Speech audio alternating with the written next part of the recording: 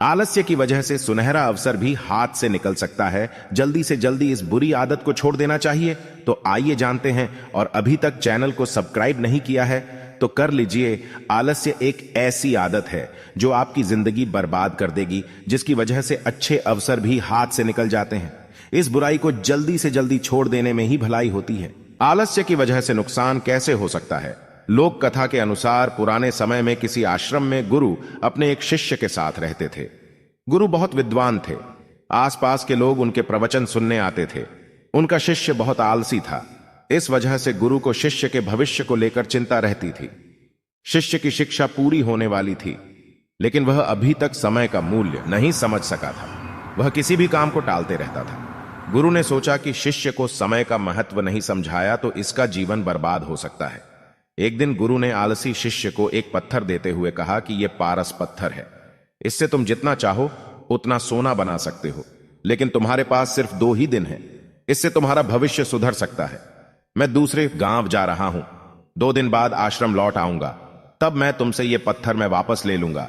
इस पत्थर से तुम लोहे की जिस चीज से स्पर्श करोगे वह सोने की हो जाएगी। चमत्कारी पत्थर देकर संत आश्रम से निकल गए। आलसी शिष्य बहुत खुश था। उसने सोचा कि मैं इस पत्थर से इतना सोना बना लूंगा कि मेरा पूरा जीवन ऐश और आराम से व्यतीत हो जाएगा। उसने विचार किया कि अभी तो मेरे पास 2 दिन है, एक दिन आराम कर लेता हूं, अगले दिन सोना बना लूंगा। यह सोचकर वह सो गया। पूरा दिन और पूरी रात सोने के बाद जब वह उठा तो उसने योजना बनाई कि आज बहुत सारा लोहा लेकर आना है और उसे सोना बनाना है। आश्रम से बाहर जाने से पहले वह खाना खाने बैठ गया। पेट भर खाना खाया तो उसे नींद आने लगी।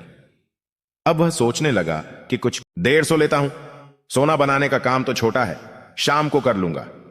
लेटते ही उसे नींद आ गई। वह गहरी नींद में था।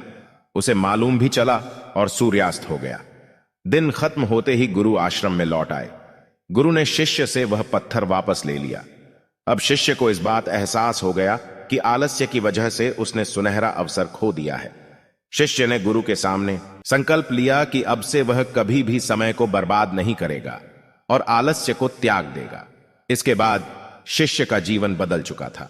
वह मेहनत करने लगा था और जल्दी ही उसने अपनी मेहनत से धन कमाना भी शुरू कर दिया।